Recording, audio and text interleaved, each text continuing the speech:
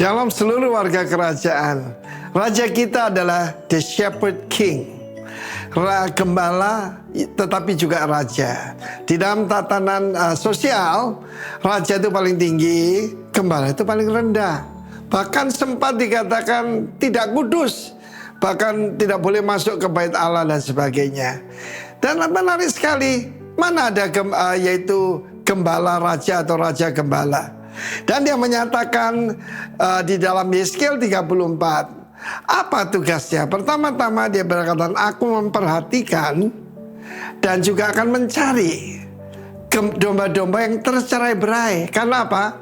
The dark and the cloudy day, the cloudy and dark day, yang berkabut gelap dan juga gelap. Banyak orang melihat tahun 2026 seperti itu.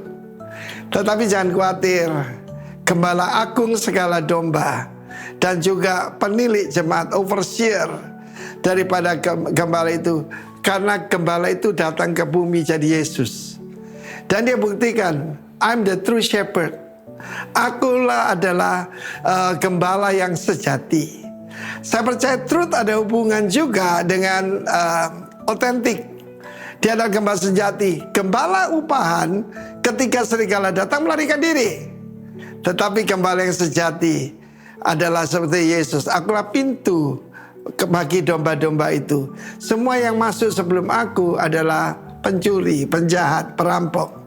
Tapi aku datang berikan hidup yang berkelimpahan. Perhatikan sana, dikatakan cloudy and dark day. Cloudy itu artinya tidak bisa melihat. Tahun 98 ada seorang yaitu manajer bank.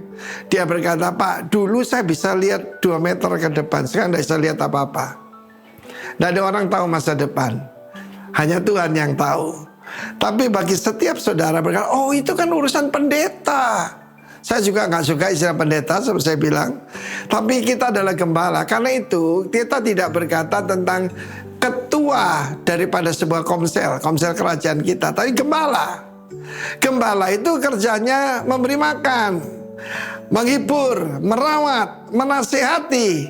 Dan Yesus berkata, I will be with them. Dan kemudian dia bicara yang lebih besar lagi, yaitu tentang Israel. Aku mengeluarkan kamu dari bangsa-bangsa, dari negara-negara di mana kamu tercerai berai. Dan ini suatu nubuatan karena waktu Yeskel ini mereka itu dibuang ke Babel, dan sebelumnya yang utara dibuang ke Asyur. Ya, Asyur itu kan kerajaan sebelum Babylon. Tetapi firman Allah mengatakan, aku menggembalakan mereka di atas gunung-gunung Israel. Mana ada satu bangsa bisa lahir dalam satu hari? 1947 dan sampai 1948 resminya. Maka bertumbuh kembali negara Israel. Sampai hari ini negara Israel modern. Dan jangan percaya mereka katakan bahwa itu adalah bukan Israel yang sejati. Tidak mungkin Israel sejati. Kok bisa kembali dikembalikan di atas bukit-bukit Israel, di atas gunung-gunung. Aku membawa mereka ke padang rumput yang hijau. Ketika Israel berdiri, hancur, binasa, tidak ada apa-apanya. Oleh Ottoman bumi hanguskan. Look at them now. Luar biasa, saudaraku. Pengekspor buah-buahan dan bunga-bunga untuk Europe. Luar biasa, bukan? Bahkan kurma yang sampai Indonesia sebetulnya dari sanalah. Nah, saudara yang kasihan Tuhan, kita punya Allah seperti itu. Mungkin saat ini ada keluargamu yang tercerai berai.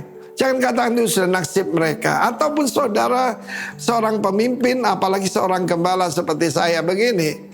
Yang hilang harus dicari, yang lemah harus dikuatkan, tetapi yang gemuk dan kuat harus diawasi. Perhatikan, itu tugasnya. Saya akan bicarakan episode yang lain. Tapi sekarang ini berbahagialah kita punya raja yang adalah gembala. God bless you all. Amen.